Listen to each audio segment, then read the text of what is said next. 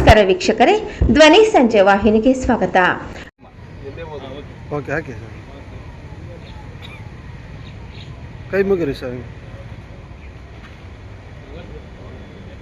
Okay sir.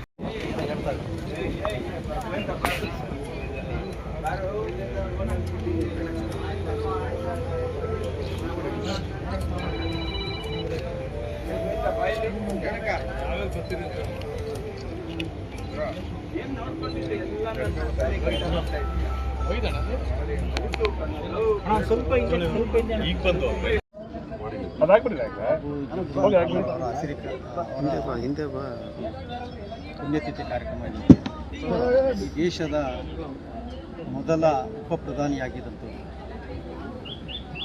ದೇಶದಲ್ಲಿ ಶೋಷಿತರಿಗೆ ಆಗಿನ ಕಾಲಕ್ಕೆ ಪ್ರಧಾನ ಪಟ್ಟ ಏರುವಂಥ ಎಲ್ಲ ಕೂಡ ತಪ್ಪಿಸಿದರು ತೊಂದರೆಗಳಿಂದ. ಆದರೂ ಕೂಡ ಈ ದೇಶದ ಉಪ ಪ್ರಧಾನಿಯಾಗಿ, ಈ ದೇಶದ ರಕ್ಷಣಾ ಸಚಿವರಾಗಿ ಮತ್ತು ಕೃಷಿ ಇಲಾಖೆಯ ಸಚಿವರಾಗಿ ಬೇರೆ ಬೇರೆ ಇಲಾಖೆಗಳಲ್ಲಿ ಕ್ರಾಂತಿಯನ್ನೇ ಮೂಡಿಸಿದರು. ಮತ್ತು ಈ ದೇಶದ ಅನ್ನದಾತರ ಬಗ್ಗೆ ಏನು ಅವರ ಕಷ್ಟ ಸುಖಗಳನ್ನು ನೋಡಿ ಅವರು ಈ ದೇಶಕ್ಕೆ ಒಂದು ಹೊಸ ಕ್ರಾಂತಿಯನ್ನೇ ಮಾಡೋದು ರೈತರಿಗೋಸ್ಕರ. ಮತ್ತು ಶೋಷಿತರ ಪರವಾಗಿ ಮತ್ತು ಮೀಸಲಾತಿ ಪರವಾಗಿ ಕೇವಲ 10 ವರ್ಷ ಮಾತ್ರ ಕೊಟ್ಟಿರ್ತಕ್ಕಂಥ ಈ ಮೀಸಲಾತಿಯನ್ನು, ಬಾಬಾ ಸಾಹೇಬ್ ಕೊಟ್ಟಿರ್ತಕ್ಕಂಥ ಮೀಸಲಾತಿಯನ್ನು ಅದನ್ನು ಮತ್ತೆ ಕೇಂದ್ರ ಸರ್ಕಾರ ಜೊತೆ ಮತ್ತೊಮ್ಮೆ ಅವರು ಸವಿಸ್ತಾರವಾಗಿ ಹೋರಾಟ ಮಾಡಿ ಆ ಒಂದು ಮೀಸಲಾತಿಯನ್ನು ಹಂಗೆ ಶೋಷಿತರಿಗೆ ಸಿಕ್ಕುವಂತೆ ಮುಂದುವರಿಸುವಂಥ ಸಫಲರಾದಂಥ ಮಹಾನ್ ವ್ಯಕ್ತಿ ಇವರು. ಕೇವಲ ಗಾಂಧೀಜಿಯವ್ರ ಜೊತೆ ಸ್ವಾತಂತ್ರ್ಯ ಜೊತೆ ಹೋರಾಟ ಮಾಡಿ, ಆ ನಂತರ ನೆಹರು ಅವ್ರ ಜೊತೆ ರಾಜಕೀಯವಾಗಿ ಇದ್ದು, ಶ್ರೀಮತಿ ಇಂದಿರಾ ಗಾಂಧಿಯವರ ಜೊತೆ ಪ್ರಧಾನಮಂತ್ರಿ ಆಗಿದ್ದಾಗ ಅವ್ರ ಜೊತೆನೂ ಕೂಡ ಕೆಲಸ ಮಾಡಿದಂಥ ಒಬ್ಬ ಹಿರಿಯ ಕಾಂಗ್ರೆಸ್ ಮುಖಂಡರು, ಹಿರಿಯ ರಾಜಕಾರಣಿ ಮುತ್ಸದ್ದಿಗಳು. ಅಂಥ ಮಹಾನ್ ನಾಯಕ ಈ ದೇಶ ಇದ್ದಿರೋದೇ ಅತ್ಯಂತ ದುಃಖಕರ ಸಂಗತಿ. ಅದರಿಂದ ಅವರು ಎಂದೆಂದಿಗೂ ಕೂಡ ಭಾರತ ದೇಶದ ಎಲ್ಲ ಶೋಷಿತ ಜನರ ಹೃದಯದಲ್ಲಿ ಅಮರರಾಗಿದ್ದಾರೆ. ಅವರಿಗೆ ಈ ಸಂದರ್ಭದಲ್ಲಿ ಅವರ ಗೌರವವನ್ನು ನಾವು ಸಮರ್ಪಿಸ್ತಾ ಇದ್ದೀವಿ.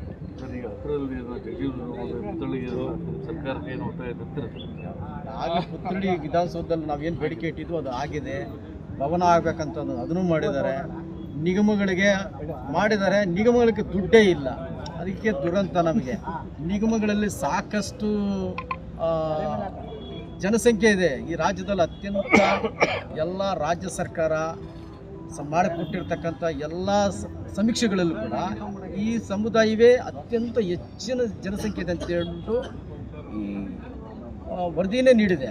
ಸುಪ್ರೀಂ ಕೋರ್ಟ್ ಕೂಡ ಭಾಳ ಸ್ಪಷ್ಟವಾಗಿ ಹೇಳಿದ್ದಾರೆ, ಒಳ ಮೀಸಲಾತಿಯನ್ನು ಕಡ್ಡಾಯವಾಗಿ ಜಾರಿಗೊಳಿಸಿ ಮತ್ತು ಅವರು ನ್ಯಾಯಬದ್ಧವಾಗಿ ಸಿಗಬೇಕಾಗಿರ್ತಕ್ಕಂಥ ರಾಜಕೀಯ ಆಗಿರಲಿ, ಉದ್ಯೋಗ ಮೀಸಲಾತಿ ಆಗಿರಲಿ ಮತ್ತು ಶೈಕ್ಷಣಿಕವಾಗಿರಲಿ, ಏನೇ ಆಗಿರಲಿ ಕೂಡ ಎಲ್ಲದರಲ್ಲೂ ಕೂಡ ಅವರಿಗೆ ಸಮಾನ ಹಕ್ಕು ಕೊಡಬೇಕು ಅಂತ ಹಕ್ಕು ನೀಡಿದೆ. ಆದರೆ ದುರಂತ ಏನಂದರೆ ಈ ಸರ್ಕಾರಗಳು ಹಂತವಾಗಿ ಈ ಜನಗಳನ್ನು ಒಂದು ಯಾವುದೇ ರೀತಿ ಮುಖ್ಯವಾಹಿನಿ ಬರದಿರಂಗೆ ಅವರನ್ನು ರೋಸ್ಟರ್ ಪದ್ಧತಿ ತಂದು, ಒಳ ಮೀಸಲಾತಿಯಲ್ಲಿ ಗೊಂದಲ ತಂದು, ಅನೇಕ ವಿಷಯಗಳಲ್ಲಿ ನಿಗಮಗಳಲ್ಲಿ ದುಡ್ಡೇ ಕೊಡದೆ, ನಿಗಮಗಳಲ್ಲಿ ಜನಸಂಖ್ಯೆ ಲಕ್ಷಾಂತರ ಜನಸಂಖ್ಯೆ ಅರ್ಜಿಗಳು ಹಾಕಿದ್ರೆ ಕೇವಲ 50 ಜನಕ್ಕೆ ಮಾತ್ರ ಕೊಡ್ತಾರೆ. 10,000, 50,000, 1 ಲಕ್ಷ ಜನ 1 ಲಕ್ಷ ಅರ್ಜಿಗಳು ಹಾಕಿದ್ರೆ ಕೇವಲ 50 ಜನ ಹಾಕೋದ್ರಲ್ಲಿ ಯಾವ ಅರ್ಥ ಇದೆ? ಇಂಥ ಶೋಷಣೆಯ ಇಂಥ ಸರ್ಕಾರ ಧೋರಣೆಯನ್ನು ನಾವು ಈ ಸಂದರ್ಭದಲ್ಲಿ ನಾವು ಖಂಡಿಸ್ತೀವಿ. ಇದನ್ನು ಸರಿಪಡಿಸಬೇಕು. ರೋಸ್ಟರು ಮತ್ತು ಒಳ ಮೀಸಲಾತಿಯನ್ನು ಕಡ್ಡಾಯವಾಗಿ ಸಮರ್ಪಕ ಜಾರಿಗೆ ಮಾಡಬೇಕಂತ ಈ ಸಂದರ್ಭದಲ್ಲಿ ಒತ್ತಾಯ ಮಾಡ್ತೀವಿ. ಜಗಜೀವನ್ ರಾಮ್ ಅವರಿಗೆ, ಅವರ ಆತ್ಮಕ್ಕೆ ಮತ್ತು ಅವರ ಹೋರಾಟಕ್ಕೆ ಇದು ಸರ್ಕಾರಕ್ಕೆ ಒಂದು ಒಳ್ಳೆಯ ಹೆಸರು ಬರುತ್ತೆ ಅಂತ ಹೇಳ್ತಾ ಇದ್ದೀನಿ. ನನ್ನ ಹೆಸರು SP ಶೇಷಾದ್ರಿ ಅಂತೇಳಿ, ಕರ್ನಾಟಕ ಜೀವ ವೈವಿಧ್ಯ ಮಂಡಳಿ ಮಾಜಿ ಅಧ್ಯಕ್ಷ ಹಾಗೂ ಖಾದಿ ಬೋರ್ಡ್ ಅಧ್ಯಕ್ಷ.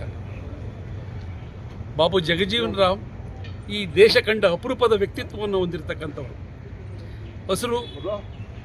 ಹಸಿರಿನ ಬಗ್ಗೆ ತನ್ನ ಜೀವಮಾನದ ಅಡಿಯಲ್ಲಿ ಎಲ್ಲ ವರ್ಗಕ್ಕೆ ಅನುಕೂಲವಾಗಬೇಕು ಎಂಬ ದೂರದೃಷ್ಟಿ ಇರ್ತಕ್ಕಂಥ ವ್ಯಕ್ತಿತ್ವವನ್ನು ಈ ದೇಶದಲ್ಲಿ ಕಂಡಿದ್ದರೆ ಸನ್ಮಾನಿಸಿದ ಬಾಬು ಜಗಜೀವನ್ ರಾವ್. ಈ ದೇಶದ ಪ್ರಧಾನಿ ಆಗಬೇಕಾಗಿತ್ತು, ಆಗಲಿಲ್ಲ. ಒಬ್ಬ ಹರಿಜನ ಈ ದೇಶದ ಪ್ರಧಾನಿ ಆಗ್ತಾರೆ ಅಂತ ಬಹಳಷ್ಟು ಜನ ಈ ದೇಶದಲ್ಲಿ ಕಂಡಿದ್ದರು, ಆಗಲಿಲ್ಲ.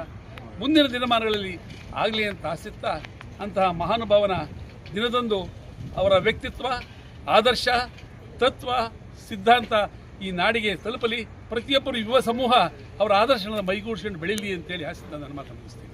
ಸರ್ಕಾರ ಒತ್ತಾಯ ಇದೆ ಮಾಡಬೇಕು ಅಂತ. ಥ್ಯಾಂಕ್ ಯು ಎಲ್ಲರಿಗೂ. ನಾನು ಸರ್, ಇವರು ಜಗಜೀವನ್ ಭೀಮನ್ ರಾವ್ ಅವರು 40ನೇ ವರ್ಷದ ಪುಣ್ಯತಿಥಿ ಕಾರ್ಯಕ್ರಮ ಈ ವಿಧಾನಸೌಧದ ಮುಂದೆ ಮಾಡಿರೋದು ಒಂದು ಅವರಿಗೆ ಕೊಟ್ಟಿದ್ದಂಥ ಗೌರವ. ನಮ್ಮ DK ಶಿವಕುಮಾರ್ ಸಾರು ಮುಖ್ಯಮಂತ್ರಿಯವರು ಈ ಕಾರ್ಯಕ್ರಮ ನೆರವೇರಿಸ್ತಾ ಇದ್ದಾರೆ. ಇದರಲ್ಲಿ ಏನು ಅಂದರೆ ಅವರು ಹಿಂದುಳಿದ ವರ್ಗದಿಂದ ಬಂದಂಥ ಒಂದು ಸಮಾಜ ಕಲ್ಯಾಣ ಇಲಾಖೆಯಲ್ಲಿ ಅಪಾರವಾಗಿ ಗೌರವ ಸಲ್ಲಿ ಈ ಕಾರ್ಯಕ್ರಮಕ್ಕೆ ಅವರಿಗೆ ಒಂದು ಹುತಾತ್ಮಕ್ಕೆ ಕಾರ್ಯಕ್ರಮ ಯಶಸ್ವಿ ಮಾಡೋದು. ನಮ್ಮ ರೈತ ಪರವಾಗಿಂದನೂ ಆ ಕಾರ್ಯಕ್ರಮಕ್ಕೆ ಒಂದು ಬೆಂಬಲ ಕೊಡ್ತೀವಿ. ಅವ್ರ ಶ್ರದ್ಧಾಂಜಲಿ ಕಾರ್ಯಕ್ರಮದಲ್ಲಿ ನಾವು ಭಾಗಿಯಾಗಿ ಈ ಕಾರ್ಯಕ್ರಮ ಯಶಸ್ವಿಯಾಗಿ ಮಾಡಿರೋದಕ್ಕೆ ನಮಗೆ ಇಡೀ ಕರ್ನಾಟಕ ರಾಜ್ಯದಂಥ ಒಂದು ಗೌರವ ಅವ್ರಿಗೆ ಅರ್ಪಣೆ ಮಾಡ್ತೀವಿ. ಸೊ ಹಲವು ಭಾಗದಲ್ಲಿ ಈಗ ಜಗಜೀವನ ಮಾಡ್ಕೊಳ್ಳಬಹುದು ಮಾಡಿದಾಗ ಅದು ಮುಂದಿನ ಪೀಳಿಗೆಗೆ ಅವರು ಒಂದು ಕೊಟ್ಟಿರೋಂಥ ಕೊಡುಗೆ ಸಮಾಜ ಕಲ್ಯಾಣ ಇಲಾಖೆಗೆ ಭಾರಿ ಅಪಾರ ಗೌರವ ಮಾಡಿರುವಂಥ ಒಂದು ವ್ಯಕ್ತಿತ್ವ ಅವರಲ್ಲಿ. ಅದು ಹಿಂದುಳಿದ ವರ್ಗದಲ್ಲಿ ಆ ಕಾರ್ಯಕ್ರಮ ಮಾಡೋಕ್ಕೆ ಎಲ್ಲರಿಗೂ ಬರೋಲ್ಲ. ಅವರು ಇವತ್ತು ಒಂದು ಶ್ರದ್ಧಾಂಜಲಿ ಕಾರ್ಯಕ್ರಮ 40ನೇ ವರ್ಷದ ಕಾರ್ಯಕ್ರಮ ಮಾಡ್ತಾವ್ರೆ ಅಂದರೆ ಅವ್ರು ಮಾಡಿರೋವಂಥದ್ದು ಕಾಂಗ್ರೆಸ್ ಪಕ್ಷದಕ್ಕೆ ಭಾರಿ ಅಪಾರವಾಗಿ ಕೊಡುಗೆ ಕೊಟ್ಟವ್ರೆ. ಈ ಒಂದು ಕಾರ್ಯಕ್ರಮ ಮಾಡೋಕ್ಕೆ ಹಿಂದುಳಿದವ್ರಿಗೆ ಒಂದು ಪೂರಕವಾಗಿ ಒಂದು ಸಹಕಾರ ಕೊಟ್ಟಂಥ ಕಾರ್ಯಕ್ರಮ ಇದು. ಸೊ ಈ ಕಾರ್ಯಕ್ರಮಕ್ಕೆ ರೈತರ ಭಾಗದಲ್ಲಿ ನಾವು ಅವ್ರಿಗೆ ಒಂದು ಕಾರ್ಯಕ್ರಮ ಮಾಡಿರೋದು ನಮಗೆ ಒಂದು ಎಲ್ಲರಿಗೂ ಒಂದು ಸಂತಸ ಸಿಹಿ ಸುದ್ದಿ. ಈ ಕಾರ್ಯಕ್ರಮಕ್ಕೆ ನಮ್ಮ ಇಡೀ ಅಖಂಡ ಕರ್ನಾಟಕ ರೈತರ ಸಂಘ ಲಕ್ಷ್ಮೀನಾರಾಯಣ ಗೌಡರು ಅಧ್ಯಕ್ಷತೆಯಲ್ಲಿ ಈ ಕಾರ್ಯಕ್ರಮ DK ಶಿವಕುಮಾರ್ ಸಾರು ಇವತ್ತು ಕಾರ್ಯಕ್ರಮ ಮಾಡೋದು. ಆ ಕಾರ್ಯಕ್ರಮಕ್ಕೆ ನಾವು ಬಂದಿದ್ದು. ಆ ಕಾರ್ಯಕ್ರಮ ಮಾಡಿ ನಾವು ಹೋಗ್ಬೇಕಾದ್ರೆ ನೀವೆಲ್ಲ ಸಹಕಾರದಿಂದ ಎರಡು ಮಾತಾಡೋಕ್ಕೆ ಒಂದು ಮಾತು ಕೊಟ್ಟಿರೋದಕ್ಕೆ ನಿಮಗೂ ಅಭಿನಂದನೆ. ಇಡೀ ಒಂದು ಕರ್ನಾಟಕ ರಾಜ್ಯ ರೈತ ಸಂಘದ ಅಧ್ಯಕ್ಷರಾದ ರಾಜಗೌಡ ನಮ್ಮ ಪ್ರೊಫೆಸರ್ ಹೇಳಿ ಸರ್. ನಮ್ಮ ಲಕ್ಷ್ಮೀನಾರಾಯಣ ಗೌಡರ ಅಧ್ಯಕ್ಷತೆಯಲ್ಲಿ ನಾವು ಈ ಕಾರ್ಯಕ್ರಮವನ್ನು ಭಾಗಿಯಾಗಿರೋಕ್ಕೆ ನಮಗೂ ಒಂದು ಸಂತೋಷ ತಂದಿದೆ. Okay sir.